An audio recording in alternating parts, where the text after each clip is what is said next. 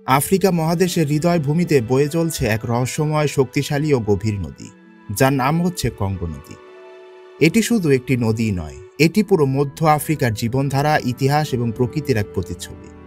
Congo নদী আফ্রিকার দ্বিতীয় বৃহত্তম নদী এবং নীল নদের পরেই এর অবস্থান।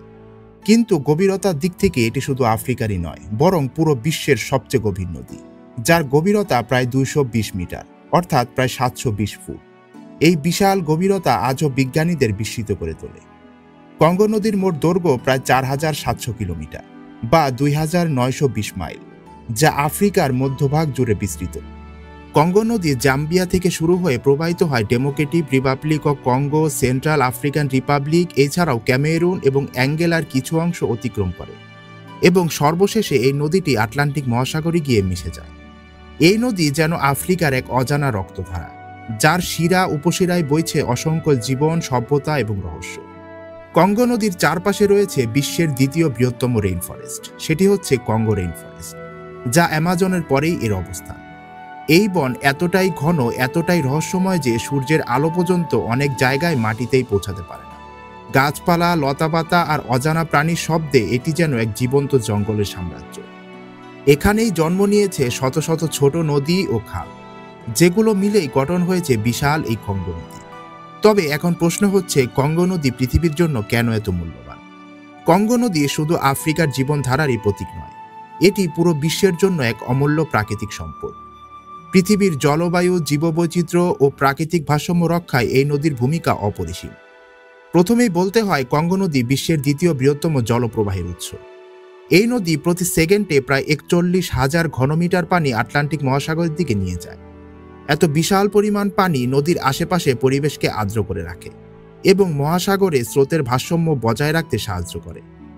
এছাড়াও এর চারপাশে রয়েছে বিশাল কঙ্গো রেইন ফরেস্ট, যা পৃথিবীর অন্যতম বড় অক্সিজেনের উৎপাদন কেন্দ্র। এই বন প্রতি বছর lakh lakh ton carbon die oxide শোষণ করে এবং কোটি কোটি মানুষের জন্য বাতাস পরিষ্কার করে রাখে। অর্থাৎ কঙ্গো নদী ও এর বন একসাথে পৃথিবীর দ্বিতীয় ফুসফুস হিসাবে কাজ করে, যা অ্যামাজনের পরেই। তাছাড়া কঙ্গো নদীর জলবিদ্যুৎ সম্ভাবনা পুরো পৃথিবীর দৃষ্টি আকর্ষণ করেছে। বিশেষ করে ইঙ্গো ফলস হাইড্রো প্রজেক্ট একে পৃথিবীর সবচেয়ে বড় বিদ্যুৎ উৎসে পরিণত করতে পারে। বিজ্ঞানীরা বলেন, যদি পুরো কঙ্গো নদীর শক্তি ব্যবহৃত হয়, তাহলে শুধু আফ্রিকারই নয়, ইউরোপেরও একাংশে বিদ্যুৎ পেতে পারে এই উৎস থেকে। এই বিশাল নদী শুধু আফ্রিকারই নয়, পুরো পৃথিবীর বাস্তুতন্ত্রের জন্য অত্যন্ত গুরুত্বপূর্ণ। কঙ্গো নদী ঘিরে যে ঘন বন বিস্তৃত, সেখানে এমন অনেক প্রাণীরা বাস করে যাদের দেখা অন্য কোথাও পাওয়া যায় না। এছাড়াও এই নদীর পানিতে পাওয়া যায় ভয়ানক এবং বিরল প্রজাতির প্রাণী, যেমন বিশালাকার কঙ্গো টাইগার ফিশ, যাকে পানির ভেতরের পিরানহা বলা হয়। এর ধারালো দাঁত ও গতি যে কোনো শিকারকে মুহূর্তের মধ্যে ছিঁড়ে ফেলতে সক্ষম। এছাড়াও আছে আফ্রিকান কুমির এবং বিশালাকার হিপোপটামাস, যারা এই নদীর জলে রাজত্ব করে। নদীর গভীরে বসবাস করে নানা প্রজাতির মাছ, অজানা জলজ প্রাণী, এমনকি কিছু বিজ্ঞানীদের মতে এখনো অনাবিষ্কৃত জীবও এখানে থাকতে পারে। কঙ্গো নদী শুধু প্রাণীদের জন্যই নয়, মানুষের জীবনের জন্য অপরিসীম ভূমিকা রাখে।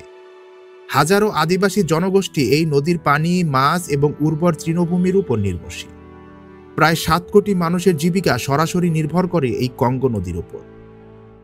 তাই নদীর আশেপাশে গড়ে উঠেছে অসংখ্য গ্রাম ও শহর, যেখানে মানুষ মাছ ধরা, কৃষিকাজ, কাঠ সংগ্রহ এবং নৌ পরিবহন করে তাদের জীবিকা নির্বাহ করে। এই মানুষগুলোকে বলা হয় নদীর মানুষ বা বোট পিপলস অব কঙ্গো। তাদের নৌকাই তাদের ঘর, তাদের দোকান, তাদের জীবন। ছোট কাঠের বা টিনের তৈরি নৌকায় তারা রান্না করে, ঘুমায়, এমনকি সন্তানদেরও জন্ম দেয়। এই নৌকাগুলো সাধারণত বাঁশ, কাঠ আর পুরানো ইঞ্জিন দিয়ে তৈরি করা হয়। কিছু নৌকা তো একেবারেই ছোট, আবার কিছু এতটা বিশাল যে এখানে কয়েকশো মানুষ একত্রে থাকতে পারে। নদীর জলই তাদের খাবার, তাদের পথ এবং তাদের বেঁচে থাকার একমাত্র ভরসা। প্রতিদিন সকালে সূর্য উঠতেই শুরু হয় তাদের নতুন দিন। পুরুষরা নদীতে মাছ ধরতে নামে, কেউ বা নৌকায় করে বাজারে যায় পণ্য বিক্রি করতে। মহিলারা নৌকায় বসে রান্না করে, কাপড় ধোয় এবং বাচ্চাদের দেখাশোনা করে। তাদের জীবন যেন নদীর ঢেউয়ের সাথে একাকার হয়ে গেছে। তারা জানে এই নদী যতটা আশীর্বাদ, ঠিক ততটাই ভয়ঙ্কর।